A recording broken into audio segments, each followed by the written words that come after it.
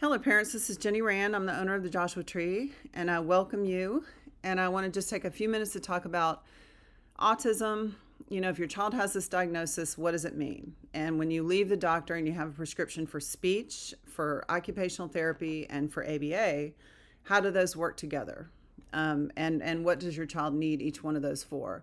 I think it's important that you understand, and we also want you to have the benefit of anything that we have come to understand by looking at the medical research and talking to the professionals in this field. So welcome. I will also have this posted in a Word document on the website if you'd rather read through it. And I'll include all the resources because these are not our opinions. These are things that we've done from research reviews, from talking to developmental pediatricians, the medical research in general that exists now for autism, and we're trying to bring those definitions out in the open. For a long time, there wasn't a lot of information. And there was a lot of hearsay, there's a lot of theory, there's a lot of educators, a lot of parents, a lot of everybody making up their own theories about autism. And that's understandable, but we do know a lot more now, and we understand what causes it, and we understand what it actually is. So I want you all to have the benefit of that as we start. One thing to understand is that autism is a medical condition. It's a medical neurological condition. So that means it has to do with the nerves. It specifically, usually, mostly has to do with the sensory motor cortex, which is a little cortex that goes into both hemispheres, and it controls motor and sensory information. So if my brain sends a signal out to my arm and I hit a tennis ball, that is a motor signal going out. But we also have all levels of sensory information coming in. So our senses, we think of ourselves as having 5 senses. There's actually more than that.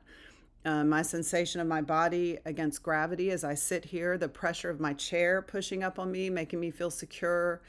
So many things. My ability to block out and filter out distractions as I'm talking. All of those things have to do with sensory processing and that part of the sensory cortex. So this is a neurodevelopmental condition. And when you hear that word, what it means is the medical condition itself that affects the neurons and the brain is affecting how the child is able to meet those developmental milestones in all 5 areas. So we have fine and gross motor, we have cognition, social emotional development, we have communication, of course, and we have adaptive skills. So how does your child sleep? How do they learn to put on a jacket? How do they brush their teeth? How do they feed themselves independently? All of these things fall under child development, the major areas and milestones of child development, and autism does affect them all.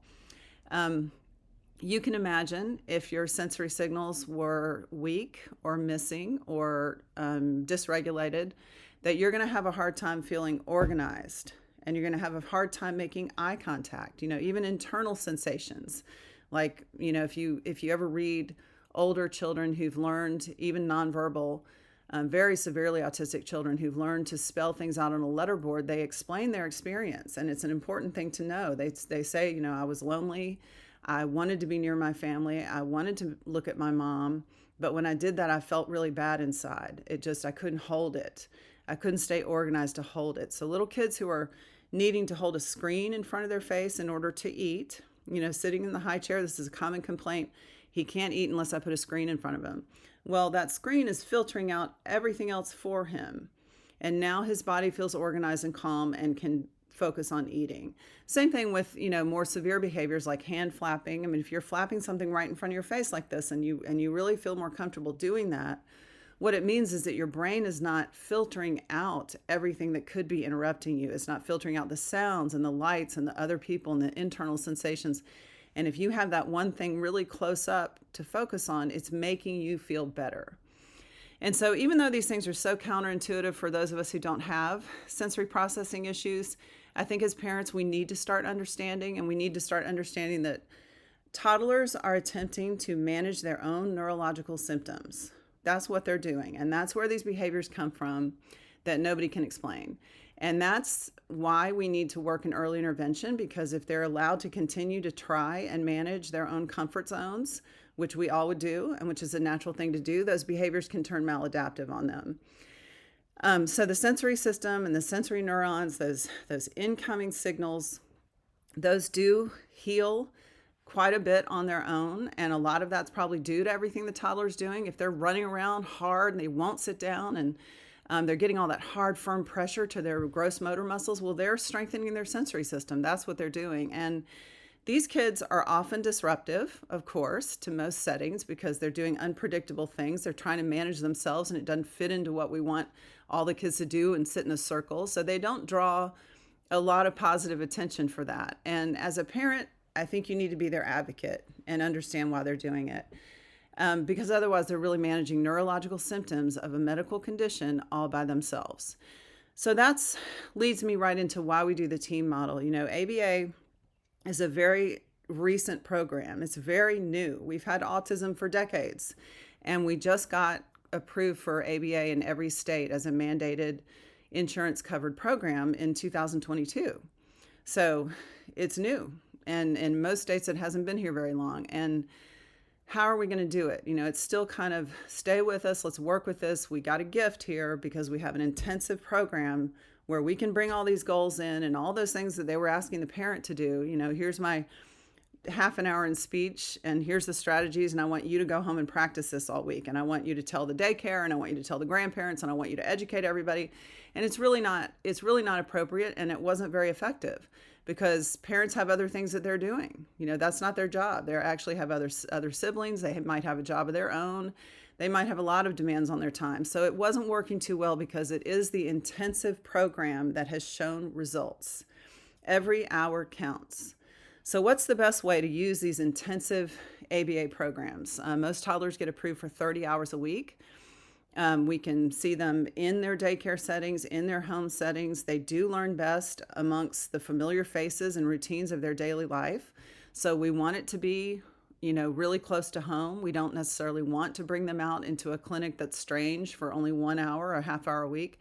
We really want to bring all those goals into their week every single day, and everybody interacting with them help them generalize by using the strategies that, for example, the OT has brought in.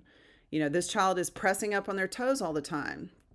Obviously, she needs more input to her legs and her sensory system when she's walking. She's not feeling enough, and it's making her feel feels better up on her toes. So if you think of it like that, I'm seeking more pressure.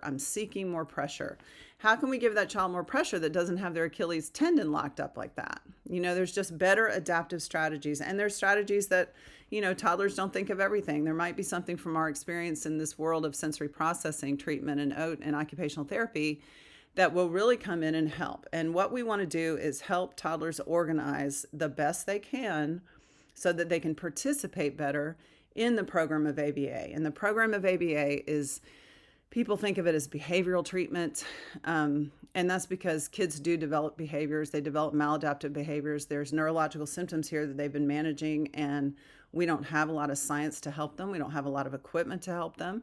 But that's what the OT is here for. They're going to bring things in that may work better, that may work faster, that may be less disruptive to their environment, and help those neurons heal and grow and become more myelinated in a positive direction for them while they're able to participate more in learning. So if you weigh down that child who's up on their toes, if you put a little tiny backpack and put some rocks or some cans or just anything in it, a tight little backpack on a toddler for a couple hours a day and give them more pressure, if you're giving more pressure to the joints, if you're giving more pressure as they're sitting, are they going to be able to make more eye contact? These are things you can see. Are they going to be happier in the car seat if they have a weighted blanket weighting them down or a weighted ball? We can try it. We can see. Nothing is a cure. And that's why occupational therapy is occupational therapy. It's not a cure. But for every child and they're all different because the brain is very complex. So if you have something going on in your sensory processing, it could be weak signals, it could be no signals, it could be strong signals that shouldn't be strong, and all kinds of dysregulation in there. And so every child's different, and it's a trial and error thing. But these are strategies that come from the occupational therapist to help the child manage their own neurological symptoms. And the learning program, that's what's developed by ABA. That's where they break down learning into tiny increments. They use what the child's excited about. They use positive reinforcements. They use their strengths. Are their visual spatial skills better than their ability to attend to what they're hearing, well, then let's use picture schedules and let's use pointing to choices and let's do, maybe signs where you can take their hand and make the sign of more. You can't make them talk. Maybe that's a better place to start. But all of these strategies for communication, cognition, adaptive skills, all of these things will benefit from the input of an occupational therapist and the work of the BCBA, who's developing all this into an ABA care plan that can go on all week long. And if you think about it, there was never any reason for these professionals to be in conflict with each other. They treat totally different things, but they really help when they're all going together. Why wouldn't they? The other thing about communication and speech therapy, I know a lot of you are very concerned about the communication part because you feel like that's your relationship with your child. And some of that can also be helped by you learning how your child is communicating with you, by us starting at a place, meeting your child where they're at and giving them a way to make choices and indicate what they want. And working with your BCBA and your parent training sessions, because these strategies that we're using with this child, we want it to be used all week long by everybody the child is familiar with. They're not students, they're toddlers. So if they're going to go into a clinic and learn something and go home and practice it and bring it back next week, I mean, that's hard for a high school kid to do. They're not students. So we're all using strategies and we're creating an environment geared toward them individually that everybody's aware of, that everyone's on the same page for, and that's how we're going to see results. That's the intensiveness and the frequency and the duration that has shown results. So help us in the ABA program. Bring your questions. Try to keep your appointments, your every hour counts. Try to keep your questions in your parent training sessions. The BCBA is actually covered and approved by insurance to sit with you and talk through these things, answer questions to say, well, the OT tried this, the speech therapist tried this. We give every child a speech evaluation at the beginning just to rule out the other kinds of things that can happen with our kids today. The tongue tie, the lip tie, the adenoids and allergies that can get in the way of their tongue really moving and being able to develop those speech sounds when it's time to be talking. So don't worry that other services aren't happening. Don't break your ABA program into pieces and go to another clinic because you know that your child needs this or needs that. We really want to bring it all into one place. And we really want everybody on the same page. And we think that this collaboration is going to be the best way to make progress. And that's the main thing I wanted to introduce to you all as a concept. And I also want everybody to forgive themselves because we've kind of all been winging it for a while. If you compare autism to, for example, cerebral palsy, it doesn't take a year and a half to be diagnosed for cerebral palsy. Sometimes they don't catch it at the beginning. And you realize this child is a little bit weak and a little bit behind on milestones, and you bring them into the neurologist. And the neurologist does a scan, and it took 30 minutes. I have a son with cerebral palsy. It took 30 minutes. And she showed me where there was changes in the brain. So if you have changes in the brain and weakness in the muscles, then you have a diagnosis of cerebral palsy, and that's it. And that appointment, that whole thing was start to finish about 2 weeks, to find that out. And then all of a sudden, all this information, these, surgeries that help, equipment that helps, braces that helps, medications, you've got all these choices along the way. And medicine has really built up the diagnostic tools and the treatment tools and the causal information that parents need to operate. But if you compare that to autism, it's sort of an odyssey, and you're exposed to all kinds of hearsay, and everyone has an opinion, and you don't know why psychologists are doing the testing. It's a 14-page report. Is it a personality disorder? Is it a psychological disorder? And it isn't. It's a medical disorder. These children don't have the same personality. They have the same medical condition, the same way someone with a stroke might look like another person who's had a stroke, or someone with cerebral palsy might share traits with another child with cerebral palsy, but it's coming from the brain. There is a medical condition, and we need to learn specifically and individually what's the best way for your child to learn. And that does take behavioral wisdom.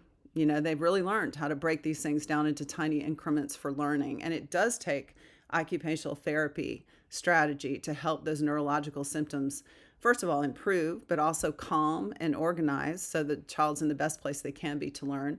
And it does take a speech therapist, primarily to rule out all the blocks that may be there. Children with autism often have apraxia, dyspraxia, they have motor planning issues. All of these things can affect communication, and we don't want to be working on all those communication goals in ABA and not know that perhaps we have a tongue tie. That's why we do that first, to rule that out and save them time. So welcome. We are going to be posting a lot of resources on the website, a lot of research for what I just talked to you about, a lot of other things. So if you have more interest, please do go into the parent resource section and look this over. Please do send us questions. Please do communicate with us about how your program is going. And let's try to make ABA the gift that it finally is. Lots of years without this kind of coverage and this kind of intensive program. So let's try to work together on it. All right, thanks so much.